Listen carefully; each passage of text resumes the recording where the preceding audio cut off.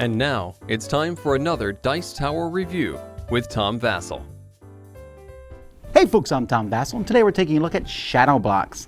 Shadow Blocks is a game in which players are trying to put some block cubes, three-dimensional shapes, onto a board in such a way that they throw shadows down. Well, virtual shadows. You're not actually shining lights at the game. That'd be kind of cool. And you're trying to figure out what combination of shapes creates a shadow that hits 3 different spots. You figure that out first, you can win. Here's how you play.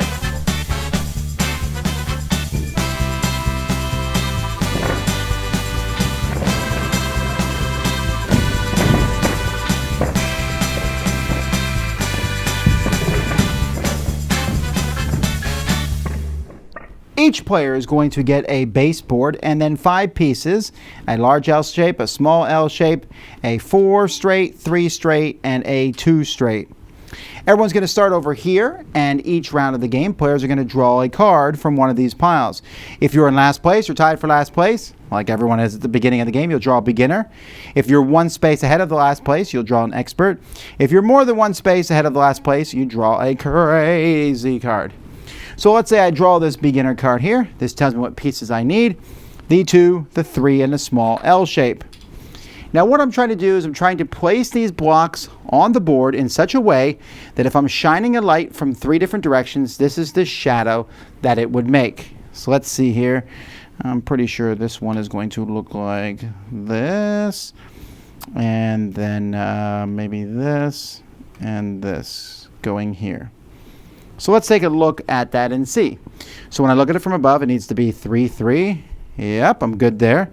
When looking at it from the side, yep, that looks right. 3, 1, and then 2 high. And then looking at it from the other side, should be 1, 2, 3. There we go. I did it. So everyone gets to move up except for the last person to finish. But you stop when yours is done and you have everybody check it. So the expert level will add the big L shape in, and then the crazy level has a question mark. Now for some weird reason the rule book never mentions this long straight here. It's not here.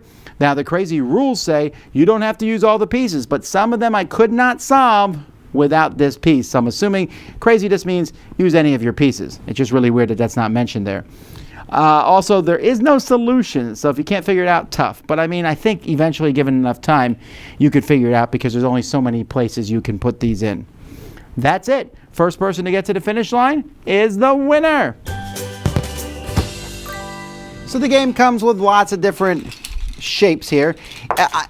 I like these shapes fine. They're nice plastic.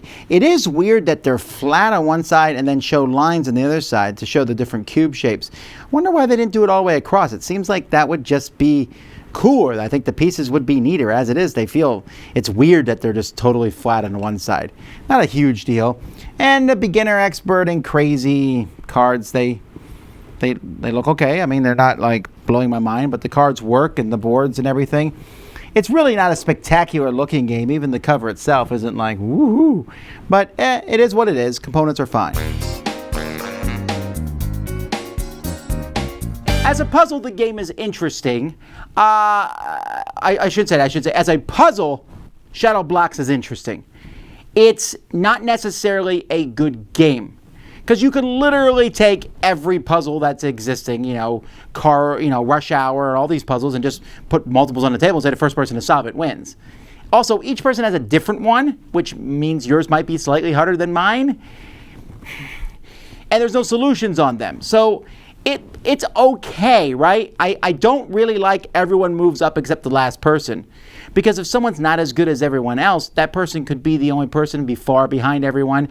And there's often ties in this game because multiple people, or I guess the final person to get up there first wins. But the game just feels, as a game, it feels really unfulfilling. Just sit there and put the blocks and manipulate them, it's decent. There's a lot better puzzles than this one. And none of these puzzles I found to be particularly hard because you can brute force them. Just put the shapes out there. I just don't think it's enough to grab people's attention. Here's the problem. Look at this. This doesn't look interesting at all. You walk by, you see shadow blocks, you're like, yeah, okay, and you keep going. If I open it and teach it to you, you might go, oh, that's interesting, and it's amusing for a little while, but I don't think it has that draw to keep coming back. When you're going to do any sort of puzzle, the pinnacle of this is Think Fun, with all the different puzzles they do. Their puzzles are like, wow, that's really neat. What a cool thing. This is kind of like, ooh, you did blocks. Haven't you done this before? And while I don't recall having seen a game that's about shadows and things, it doesn't feel new either. It feels like it's been done before. I don't think puzzles make for great games in a sense, because everyone's working fast, first one done wins. That usually doesn't come across well. I played this with kids and wow, explaining that perspective of shadow thing, in my head, boom, understand. Playing with the kids were like, what? Huh? How? Once they got it, click, yay, light bulb. Which incidentally, light bulbs make shadows. But yeah, it's okay. That's shadow blocks. Dice Tower Judgment, interesting concept, but better as a puzzle.